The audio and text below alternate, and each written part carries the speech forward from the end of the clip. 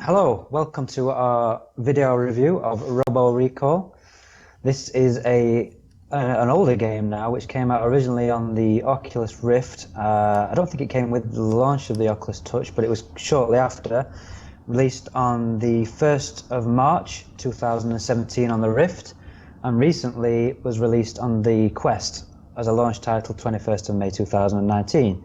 It was actually originally a free game with the Rift as the Touch bundle, and they've now removed it, so you've got to pay for it. It's $29.99 or £22.99. It was made by Epic Games, and this was rumored to have been spent. I think Oculus spent something like $20 million or something on this game. So it's a proper can't speak triple A developed game.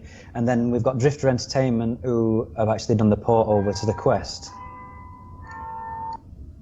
Yeah, so this is a game that's well known amongst anyone who has an Oculus Rift, and by many who don't. This game has pretty much been known as the standard as far as production values go in an Oculus Rift title. This is the one that everybody comes to when you first get your Rift. This is one of the first games you play, and to me, it was one of the first that made an impression on me. From a graphic standpoint, this game is absolutely beautiful on PC. It's very detailed. It's high. Despite it being a high-paced, action-packed game, everything always looks great. There's very little aliasing. The textures are very rich, and you have a real sense of presence in this world. Roots, what did you think about this game from a graphics standpoint? Oh, I agree with you. I think it's amazing. I haven't seen it on the Quest, but I do. I was blown away with just how detailed the graphics are, as far as just all the different things going on, in the city. I think it's a very beautiful game for sure. Yeah, these robots look real, don't they? Doesn't it feel like you're actually there fighting robots? Yeah, even when you're standing there in the beginning and you're, kind of have that moment where you're looking around and the robots are stacking up, and next thing you know, there's like 20 or 30 of them right around you, and I'm thinking, this isn't going to be good. And sure enough, they turn on you, and it's very, like you said, very immersive. I think it shows to me what spending money on games actually produces, and that's what it takes. Oculus has made the commitment in the beginning to put out all of these high-end, graphically stunning games, and it's kind of set the pace for everybody else. Yeah, I agree. It's not uncommon to feel presence in a VR game. It is pretty uncommon to feel this level of presence in an arcade style game. This is an arcade style game. It's point based. There's constantly points and different words popping up in the space, but you still feel like you're there. They did a really cool thing with the comic book style aesthetic with the points and scoring interface in this game. Alex, what did you think about the comic book style aesthetic and the graphics overall? Yeah, they originally did a demo which was called Bullet Train, which is actually free. You can get that now on the Oculus Store. And originally it was like real people, and then they've decided to go with this kind of robot aesthetic, and I think it looks really good. The robots are really well designed. I love the look of them. You can obviously rip them apart. You can rip their head off. There's some really cool things you can do with the robots. Graphically, it's beautiful. Like when you go into the office and you can see all the paper flicking around, you've got the puddles with the reflections and everything. It's a really, really good looking game. Runs really well as well. It's one of those games that you never really have any problems. There is some settings you can turn it high and low. I put it on the highest setting, and it run really well for me. This is made by Epic Games. They know what they're doing. So, Justin. Obviously, we've all played it on the Rift. You've also played it on the Quest. How would you say the graphics compare? Obviously, based on obviously one's mobile processor and one's a PC. Yeah, since the last one I played is the Quest version, I actually want to go back into the PC version, so I'll be blown away. Because by comparison, it's a huge difference. It's Yeah. really big. There's so, just in this video, there's so many particles and explosions going on. Oh, and right here, when he's juggling this robot up in the air, none of that stuff comes falling down on you, the pieces, in the Quest version. He just keeps juggling, and that's really all it is. There's just so much more going on the PC. I'm sorry, go ahead. I would say, Wes, why don't you talk about the gameplay a little bit? How did you feel it worked? Because obviously you've got, like you mentioned, about juggling the robots. How did you feel about the way that they integrated because it is a very arcadey style game, so obviously you've got the points flashing up and things. Did you enjoy that aspect of it? Obviously being able to just throw the robots around, juggle them with the guns, and have all these different, they kind of, what they're like, not achievements, but they're like multipliers, aren't they? So if you do certain actions, you get points. Yeah, it's kind of I don't know if I would call it objective based, but I guess it is kind of, because they tell you going into each level, kill so many in this way to achieve this, this achievement, and there's a list that you go down, and as you progress through the levels, there's different objectives, like throwing the guys into the big giant turbine fan to kill them, and there's another part of the game where you jump on the back of this giant robot and you can actually take over controls of the giant robot and turn it against its friends there. But as far as the controls themselves, this would have been an easy game for them to mess up, because it is such a frenetic pace, and it's not just shooting. You're also grabbing the enemies and melee attacking them as well. The hand interaction has to be spot on for this game to work, and fortunately, it's spot on, and it plays very, very well. Normally I wouldn't care for the fact that it's a teleport only game, but I feel in this game specifically that it works. This is one of those games like Doom VFR where the teleporting is actually part of the gameplay, and it would be much more difficult if you were running around. Justin, how did the controls on the inside-out tracked Oculus Quest stand up to the outside-in tracked Oculus Rift? I couldn't really tell any difference. I think, you reach back, get your shotguns, no issue. Get your guns here, grabbing the robots. I think it seemed pretty much the same. So catching like in the regular game, it's a normal thing for it to go to slow motion for a second, and you'll catch a gun out of the air and just immediately start blasting. All that stuff felt pretty much the same as the PC version. Yeah, I think so. I remember noting that the gun angle for me felt a little off. But that's not a tracking problem. Like, I felt like it was shooting a little bit higher than I thought it would. That's just something you would get used to. It was only slightly. It wasn't a big deal. Yeah. I've noticed this in other games as well, shooting with the insight tracking. It seems like I'm always aiming a bit high, but it's something that was pretty easy to adjust to. Yeah. Roots, what did you think about how this game handles and plays? I loved it. I love the, like you said, grabbing the enemies, ripping their arms off, and you can hit them with it. You can grab bullets and throw them back at them. You're teleporting around. This is one of the few games that I actually enjoy the fact that you teleport around. It makes sense. You're teleporting to the top of buildings. It's the first game that I've played that was anything close to this. Like I said last week, and I think I said it on Anthony's show. I came in January 2018. This game was already well established.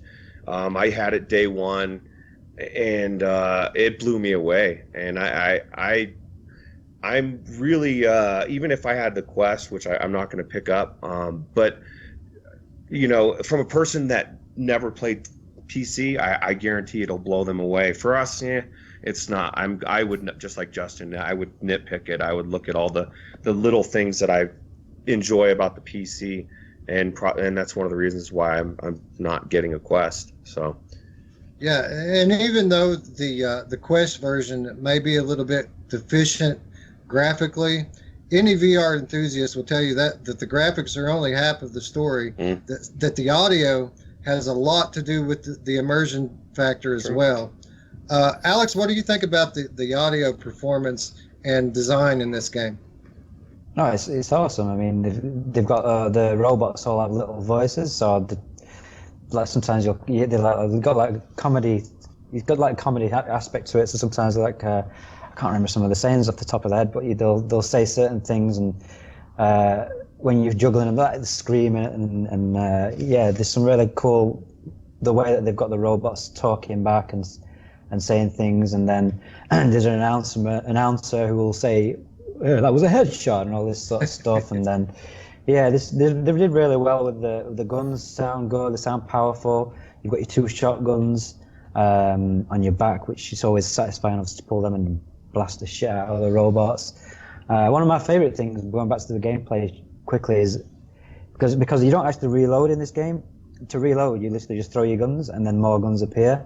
So you just find yourself just throwing your guns everywhere, and you can throw the guns at the head of the enemies, and then it bounces back, and then it's reloaded, so you can it's reloaded and you can back to shooting again. And again, it's just a great game. It just shows what money can buy, what money can buy really, because this is obviously a proper AAA game that has had a lot of money thrown at it.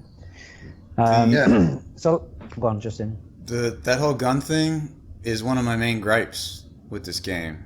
That you just keep throwing your guns away and just keep getting new guns. And I'd rather it just be a reload. Would you? Oh. Yeah. Yeah. See, Well, that goes back to the arcade style of the gameplay. But yeah, I get what you're saying. A lot of people like to feel immersed by the having realistic interactions with the gun. So definitely a good point for that style of gaming. It doesn't have to be, though, a manual reload. Like, I would even rather the guns just automatically reload rather than me just having to constantly throw them away. That just annoys me. That I have to... Then I'm out of bullets. Then I gotta grab guns again. Then I gotta grab guns again. And I don't... You know. Do you like the aspect of the game that you can kill your enemies and take their weapons from them? Yeah, I like that. Yeah, sure. I think it's cool, too, especially early on in the game. When you maybe haven't upgraded your weapon so much, you can get some big badass shotgun off of one of these guys, and at least for the 2 minutes that before it runs out of bullets, you can have a better weapon. So, yeah, that's worth mentioning. Actually, you do have upgrades. So as you go through the game, you start off with your basic guns, and then as you get points, or is it the stars or the points? I can't remember. You can use those. I think it's the stars, and you can use those to upgrade your weapons. So you can get different sights. You can get obviously like bigger clips, so you don't have to reload as much. So yeah, that's another part of the gameplay that they've added. And there is replayability obviously with the stars, because obviously you've got these achievements. You've got like your points, because you get points from multipliers and when you're doing the game. And then you've got achievements where you've got to try and get a certain amount of points. But then, like you said, Rez, you've got certain things where you've got to juggle so many enemies within one game and stuff like that. So there is replayability within that. So if you want to go back through it and get all the stars, you can. But I mean, how long would you say, Roots, how long would you say it took you to finish it, just to go through the game, like in one playthrough, do you think? It's been a while, but it took several hours. You know, I mean, I didn't rush through it, but it definitely was worth, you know, especially since I got it for free. But it was definitely worth the playthrough for sure.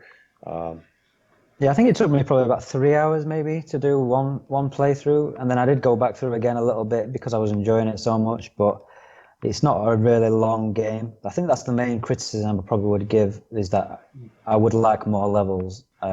I think that there's probably not enough levels, maybe not enough variety of the levels, because you're all just in this city and it all looks kind of the same. So if I'm, you know, that we obviously don't want to be all gushy over this thing. I think critically that's the main points that I'd probably give: more content and a bit more variety to the level design, I'd say. Well, let's give our final thoughts on this then. So obviously we got it all for free because we got the Touch. Not me. So I bought it. Did you not? I bought it at full price. Full price. Did you? And were you happy at that price, or would you recommend it at that price? No, because I haven't even beaten this game because Okay. I didn't like it enough to beat it. Wow, that says Okay. a lot. Wow, So really? let's go around then. So we've got one we'll say, would you maybe say wait for a sale then, or would you just not touch it at all? Wait for a sale. Yeah. What sort of price? $20, do you think? Yeah, that's okay. Yeah. Yeah. So maybe so Justin thinks $20 wait for a sale. What about you, Roots? Would you recommend at $30 or maybe wait for it to come on a sale? I don't know. Like, I mean, there's games that are $40, like Lone Echo, which the thing about Oculus Studios that they nail, like, even if it's not graphically the best, which it is, the movement, how you do everything feels good. I think it's worth $30, but I mean, obviously, I'd rather get it on a sale, and I'm glad I got it for free. But I definitely would recommend it. Even at $30. Wes? Yeah, this is a tough one. This game, it's awesome. I think it says a lot that even all this many years later, this game is one of the standards by other games on Oculus are just judged by. It's still very good. I still play it, but it's hard to put a value on it when I've never paid for it before. That said, like I said, I still play it, so I definitely think it's up there. It's a very good game, but I'll say this: it's a must-own. I don't know how often this game goes on sale. If this is a game like Super Hot or Polybius or something like that never goes on sale, I would consider paying the $30 for it. If it's something that goes on sale every few months, I would maybe wait to see if I could get it for $25. But definitely a must-own in my opinion. This is a game that you can pick up for an hour or you can pick up for 15 minutes and have a blast either way. So definitely a recommend on my part. Yeah, I recommend it. I mean, it is, I suppose, it's a matter of personal preference on price and what you think it's worth. It's difficult when when you're not paid for the game to decide whether you feel it's worth that price, because obviously it is a great game. Yeah, I kind of go with. probably would recommend it. I go probably with would recommend it with at that price. Wes's logic is like, if I feel like I have to have it, like that's kind of how I felt about Lone Echo. Is like I was waiting for a sale forever and it just never went on sale, and so I finally said, "Fuck it, I'll pay the $40 or whatever it is," and then I think it went on sale like a month later. Yeah. But it was like the first time it ever went on sale, so. Like, I don't think this is a game that will go on sale that much. Oculus Studios games don't tend to go on sale that often. And if it is, it's usually the one day special. So you better make sure you're paying attention on that day or you might miss it. It usually gets like a little discount. You never get big discounts on these games. So even if you wait, you're probably not going to, $5 off or something like that, $25. I don't think you're going to see massive discounts on it. So I'd say it's difficult because obviously if you're on the Quest, you've got all these launch games and stuff. Would you recommend it on the Quest? I don't know. I mean, I probably would. On the PC, it's more of a difficult recommendation just based on the fact that you've got so many other games that you can pick up for a low price on sales. That is this a must buy that you want to get straight away? I don't know. I did enjoy it, but like Justin said, he didn't even finish it, so he definitely didn't enjoy it. I think it was a teleportation, Justin, probably that put you off more than anything. Yeah, I installed a mod for free locomotion, and then after I installed it, it said, well, with this mod, you can't get on the leaderboards and you can't save your progress. So I was like, oh shit. Well, then I uninstalled it, so I never even tried it. And I heard that if you use that, it messes the game up anyway. Yeah, because go on. I'm just going to say the one thing I know of, that mod breaks the mechanic when you get up on the back of the giant robot and fire out. You can't do that with smooth locomotion. So, okay, I think that's wrapped it up with a bit of a mixed bag there, really. Whether we recommend it at full price or on a sale, we definitely recommend the game. It's a good game. We definitely say pick it up. I think it's going to be down to personal preference. The teleportation side probably will put a lot of people off. I think that's the main criticism, and maybe just a lack of content. But yeah, I personally recommend it at full price. Justin, not so much. Mixed maybe between Roots and Wes mixed, but it's a recommendation. you decide how much you think it's worth. So, and that's going to wrap this review up. Hopefully you found this informative and interesting. If you do like what you hear, make sure you like, subscribe, and tick the notification icon so you can get more reviews like this. We are trying to do more casual review discussions rather than some sort of major structured review. So they might run a little bit long, but hopefully people find that more informative, and you've got 4 people's viewpoints on each game. So, okay, that's it for today. Enjoy. Later. Thanks.